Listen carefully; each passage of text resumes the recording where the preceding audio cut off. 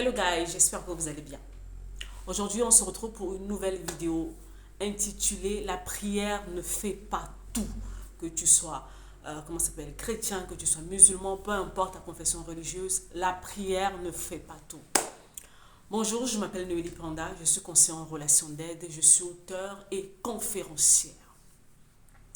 Alors, je te disais que la prière ne faisait pas tout. Attends, avant de commencer à m'agresser, avant de commencer à aller dans tous les sens, écoute d'abord ce que j'ai à te dire.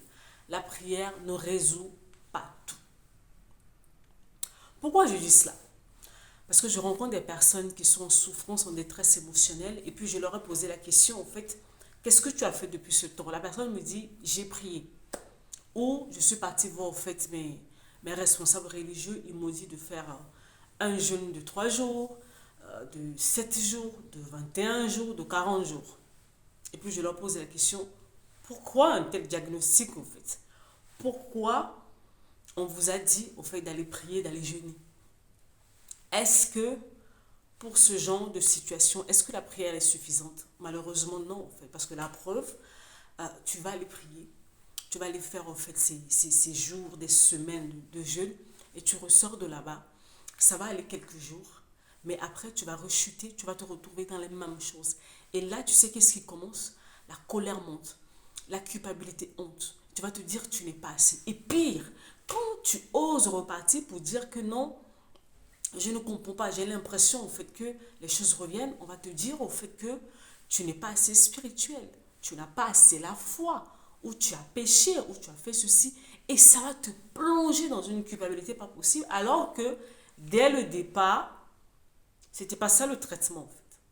Vous voyez, quand vous êtes malade, vous allez voir un médecin généraliste. Pour ceux qui sont en Europe avec moi ici, tu pars d'abord voir un généraliste. Le généraliste te regarde, te dit, voilà, il y a tel souci. Mais moi, je ne suis pas habilité à ça, je t'envoie vers un spécialiste. C'est aussi simple que ça, en fait. C'est aussi simple que ça. Tu peux aller voir ton responsable spirituel, mais est-ce qu'il est habilité, au fait, à ce défi bien précis de ta vie? Pas forcément. Toi, tu vas suivre ce qu'il va te dire, ben parce qu'au fait, il est dans son domaine, mais ce n'est pas la réponse dont toi, tu as besoin, en fait, à ce moment-là. Et tu vas aller rentrer, au fait, c'est comme si tu prenais le mauvais traitement. C'est comme si tu souffres en fait d'une maladie au cœur et tu vas aller prendre des médicaments pour traiter la typhoïde ou la thyroïde. Tu vois, ça ne marche pas. Donc, c'est-à-dire que tu vas prendre le traitement, à la fin du traitement, il n'y a rien qui va avancer parce que tu n'es pas en train de traiter les choses de la bonne manière ou tu ne traites pas ce qu'il faut. Déjà, vous n'arrivez pas, quand vous êtes en détresse émotionnelle, vous n'arrivez pas à identifier ce qui vous arrive exactement. Vous ne savez pas. La plupart du temps, vous mettez ça sur le dos, vous faites des attaques. Voilà un autre problème qui est là.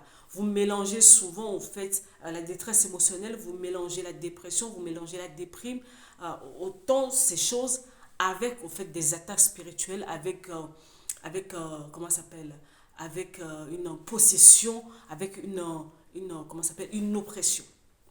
Déjà, ça, il faut faire le tri parmi eux, parce que ça, c'est un autre dossier.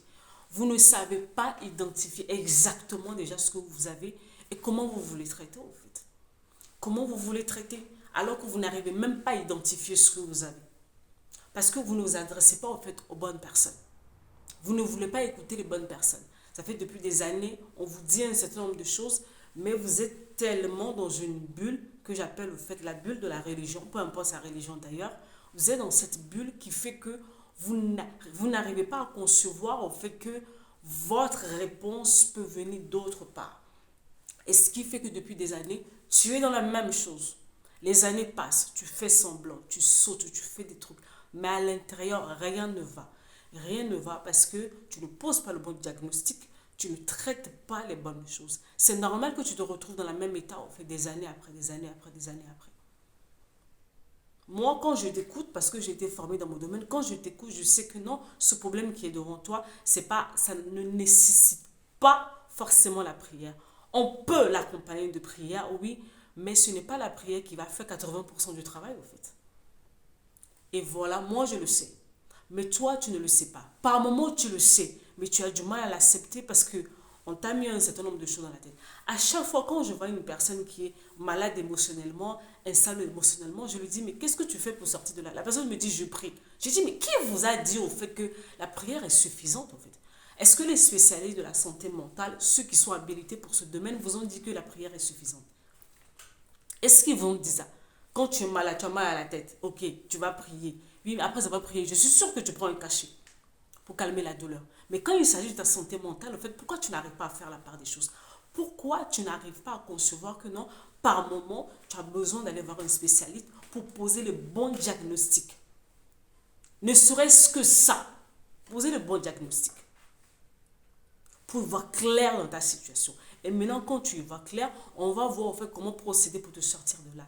C'est ça le problème de beaucoup d'entre vous. Vous n'arrivez même pas à comprendre ce qui vous arrive parce que vous êtes seulement borné en fait dans le spirituel. Oui, vous êtes des êtres spirituels, mais pas que. Vous avez un corps et quand vous êtes malade physiquement, vous allez voir les médecins. Il en est de même au fait pour votre santé mentale en fait. Allez voir les personnes concernées. Bon, déjà, vous n'acceptez même pas en fait votre propre santé mentale. Vous voyez comment à quel point vous êtes dans le déni? Est-ce que vous voyez à quel point vous êtes dans le déni? À quel point vous êtes dans le déni? Mais quand tu es dans le déni, qu'est-ce que tu veux voir changer dans ta vie en fait? Rien ne peut changer dans ta vie tant que tu es dans le déni. Tu peux faire semblant. Ça peut prendre des années. Mais malheureusement, tu es et tu resteras toujours au même endroit. Et si tu prenais au fait le temps de commencer à voir les choses autrement, à sortir des sentiers battus, à sortir de ces choses que tu as toujours connues, il y a autre chose au fait. Il y a plus que ce que tu connais. Il y a des solutions pour ton problème quelque part. Mais est-ce que tu as le courage de sortir de là, d'aller chercher les bonnes personnes, sortir de la peur, aller chercher les bonnes personnes qui vont t'aider à aller au-delà? C'était ce que je voulais partager avec toi aujourd'hui. Prends soin de toi et on se retrouve bientôt pour une nouvelle vidéo. Bye bye.